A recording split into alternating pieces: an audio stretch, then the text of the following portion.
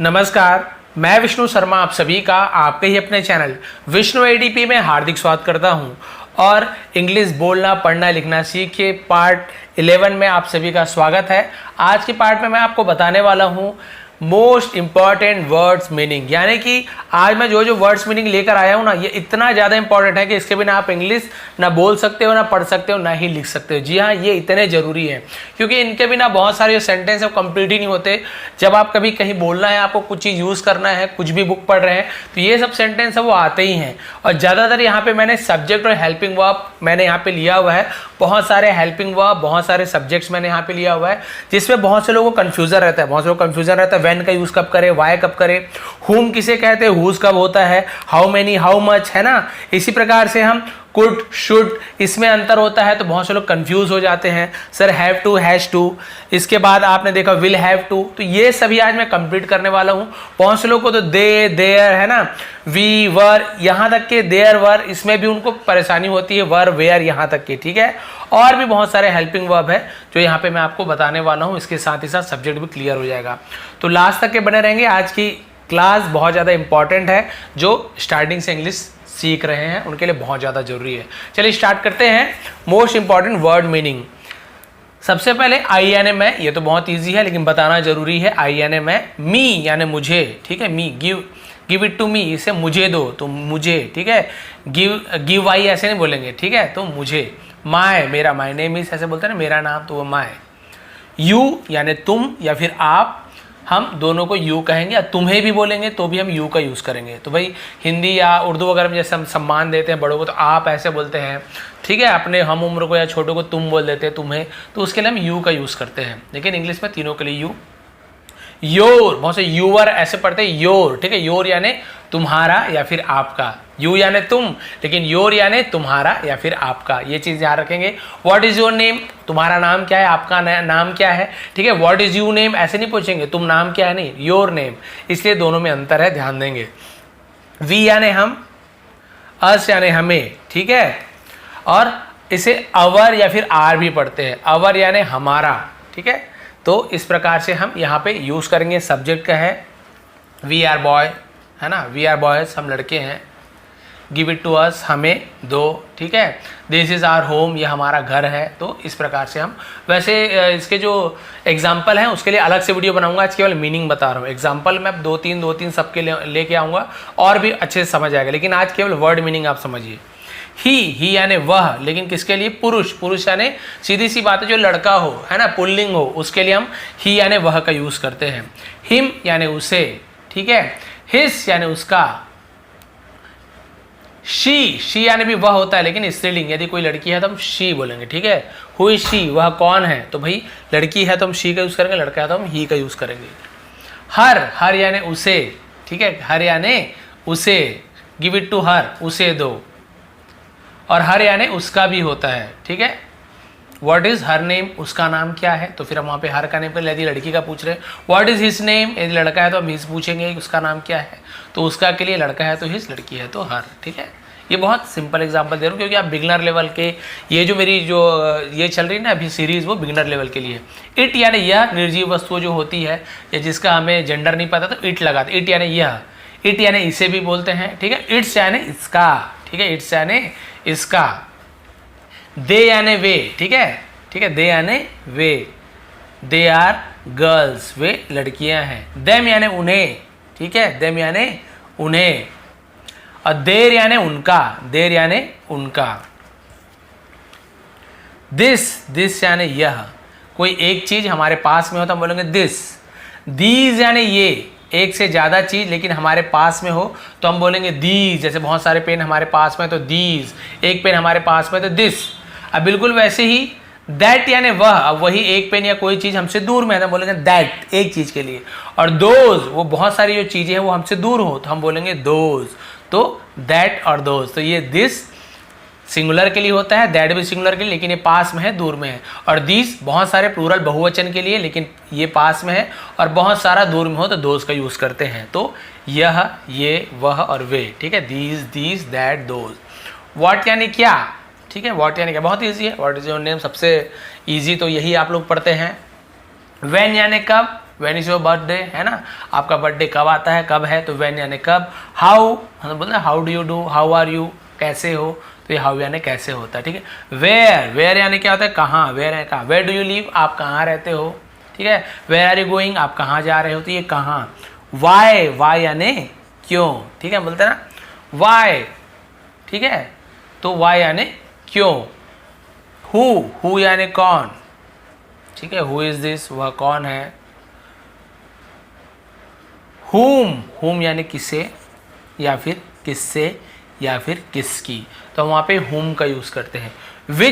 विच यानी कौन सा, ठीक है, इसका सबका सेंटेंस मैं लाऊंगा। जैसे विच का ही बोल दिया कि, है ना, विच कलर्स, है ना, डू यू लाइक, तो आपको कौन सा कलर पसंद है, तो कौन सा के लिए विच के। हुज यानी किसका, देखिए हुम, विच, हुज, तो ये जो है ना, अभी आपको WH फैमिली बता रहा हूँ, ठीक है, WH, W ये H है ना, हाउ एवर भी होता है H, हाउ ऑफन ये H, तो WH फैमिली इसको बोलते हैं। अब उसके बाद देखिए हाउ मैनी या फिर हाउ मच। हाउ मैनी कितना या फिर कितने, ठीक है, हाउ मैनी टाइम्स कितने बार, कितने, हाउ मच कितना, तो ये समय के लिए हम हाउ मैनी का यूज़ करते हैं। हाउ मच यानी मात्रा, कितना ज़्यादा, उसे हम मात्रा का यूज़ करते हैं, ठीक है। अब उसके बाद देखिए हाउ ऑफन यानी कितने बार, कितनी बार। सबका मैं सेंटेंस लेके आऊँगा, दो तीन सेंटेंस आपको नीचे लिख के उसका मीनिंग बताऊँगा।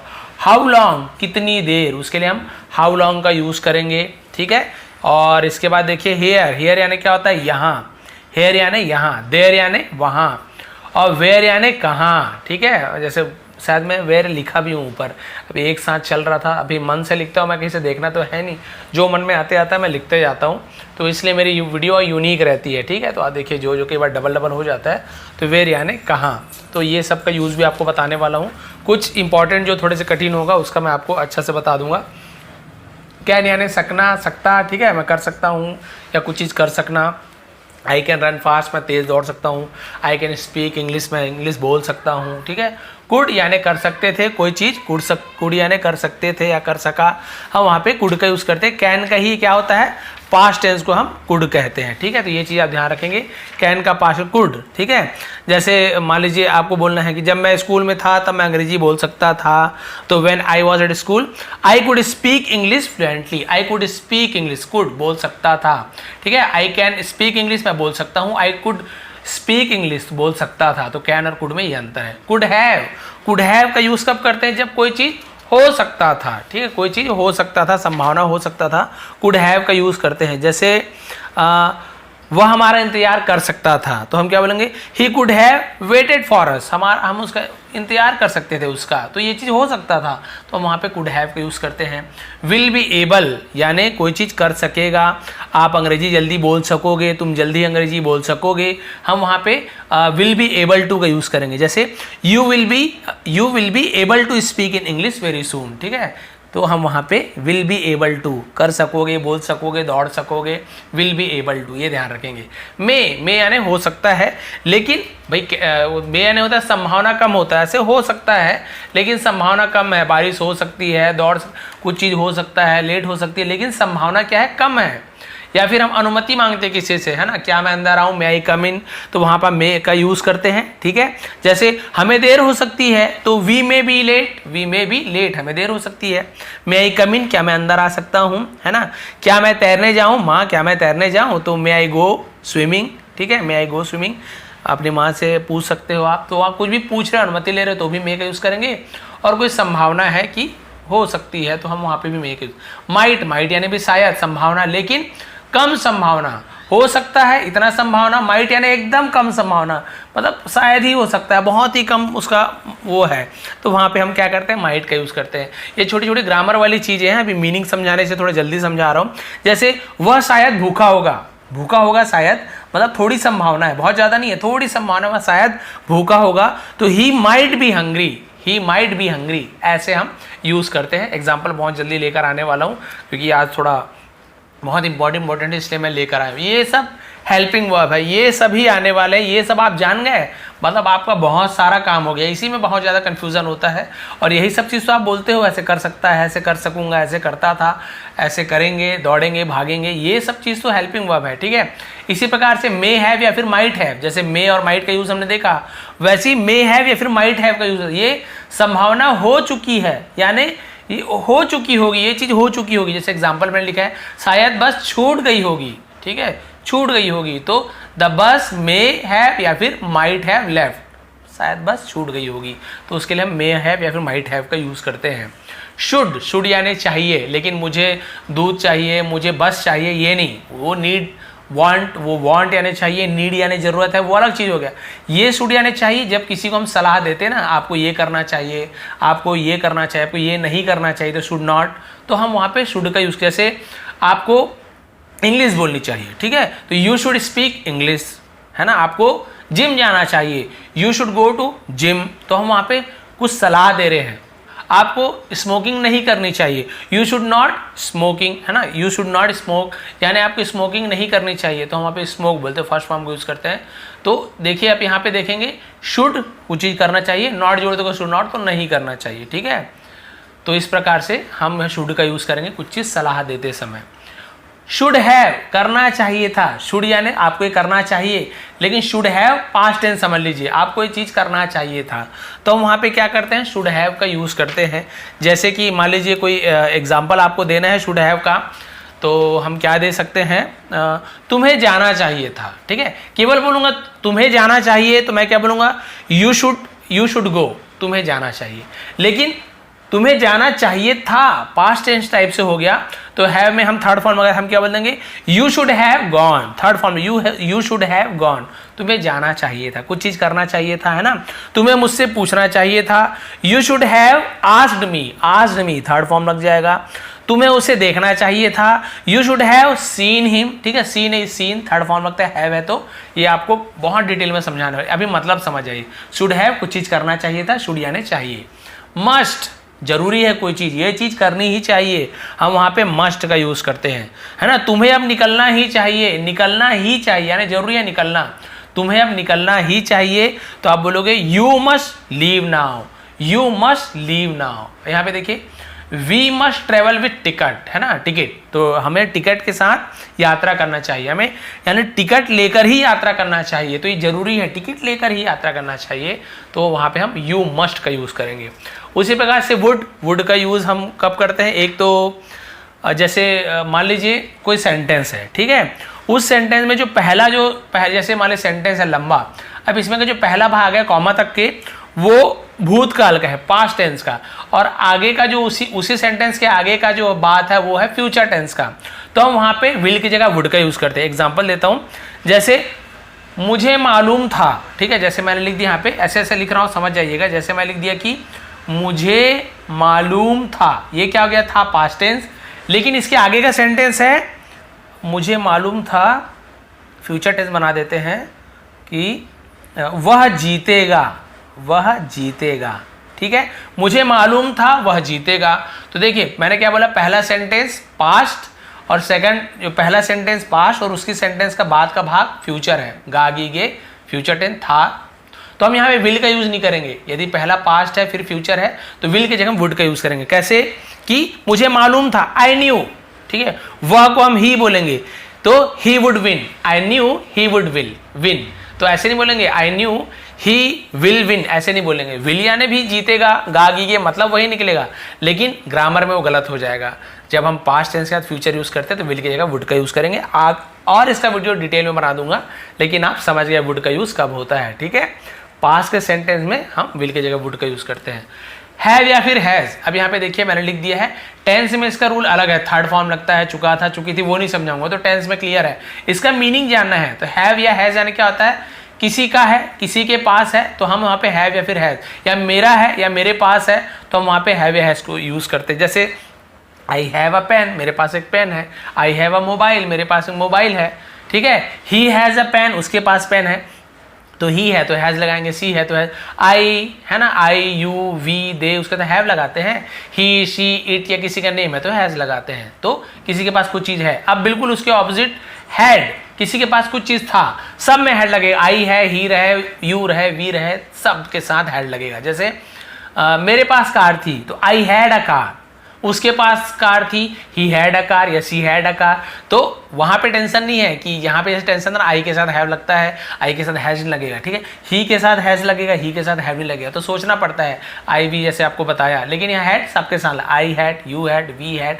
दे हैड, शी हैड, सबके साथ हैड लगेगा, तो यहाँ पे टेंशन नहीं है। तो ये प्रेजेंट में किसी के पास कुछ चीज़ है, पास्ट में किसी के पास कुछ चीज़ था, तो हैव है या फिर had.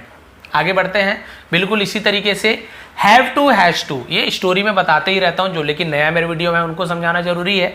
Have to, has to का यूज करना पड़ता था, कई बार हम करना पड़ेगा के लिए भी यूज करते हैं, बोलते समय आम बोलते हैं करना पड़ेगा के लिए भी हम हैव टू का यूज कर देते हैं, हैज टू का, लेकिन एक्चुअल में करना पड़ेगा के लिए हमें नियम अनुसार विल हैव टू का यूज करना चाहिए। लेकिन कोई हैव टू का भी यूज करते तो भी, हैज टू का यूज करते दोनों, तो भी कोई गलत नहीं है, लेकिन आपको समझाने के लिए मैंने लिख दिया है। लेकिन एक्चुअल मीनिंग क्या है, कुछ चीज करना पड़ता है, ठीक है। मुझे दौड़ना पड़ता है, आई हैव टू रन, उसे दौड़ना पड़ता है, ही हैज टू रन, तो यहाँ पर भी बिल्कुल वैसी है, जिसके साथ हैव लगता है वहाँ पे हैव टू लगेगा, जिसके साथ हैज टू लगता है उसके साथ हैज टू लगेगा। लेकिन इसका मतलब क्या है, कुछ चीज़ करना पड़ता है, दौड़ना पड़ता है, खाना पड़ता है, मुझे भागना पड़ता है, मुझे सोना पड़ता है, आई हैव टू स्लीप, मुझे सोना पड़ता है, उसे सोना पड़ता है, ही हैज़ टू स्लीप, तो ये ध्यान रखेंगे। उसी प्रकार से हैड टू, बिल्कुल अब जहाँ पे हैड सबके साथ लगता है वैसे हैड टू भी सबके साथ लगेगा।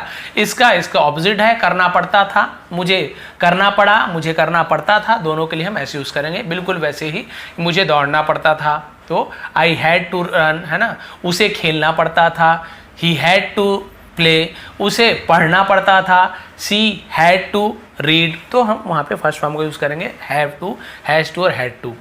अब मैंने जो बताया था, कई बार करना पड़ेगा को भी हम हैव टू बोलते, मुझे अरे अब तो मुझे खाना पड़ेगा, आई हैव टू ईट, ऐसे भी बोल सकते हैं, बोलते हैं, ठीक है। लेकिन एक्चुअल क्या होता है, विल हैव टू, यहाँ पे विल हैज टू कभी नहीं आएगा, ये ध्यान रखेंगे। कुछ भी रहे, आई रहे, सब रहे, सबके साथ आपको आई विल हैव टू ही लगाना है, ही विल हैव टू ही आएगा। अब ऐसे मत सोचिएगा ही के साथ, तो यहाँ पे सर ने हैज बताया था, सी के साथ हैज बताया था, नेम के साथ हैज, तो हम यहाँ पे ही विल हैज टू कर देंगे, नहीं, ये भी जानना जरूरी है, केवल विल हैव टू आएगा, हैज टू नहीं आएगा, ये भी ध्यान दीजिए। देखिए कितना डिटेल में हर चीज़ समझा रहा हूँ, ठीक है, ये चीज़ क्लियर हो गया आपको। तो जैसे करना, मुझे दौड़ना पड़ेगा, बस I will have to run, मुझे इंग्लिश सीखनी पड़ेगी, I will have to learn English, मुझे इंग्लिश बोलनी पड़ेगी, I will have to speak English, तो देखिए कितना सारा बन सकता है। उसे सीखनी पड़ेगी तो he will have to, he will have to speak English, English बोलनी पड़ेगी, या लर्न इंग्लिश, इस प्रकार से आप सबके साथ विल हैव टू लगाएंगे।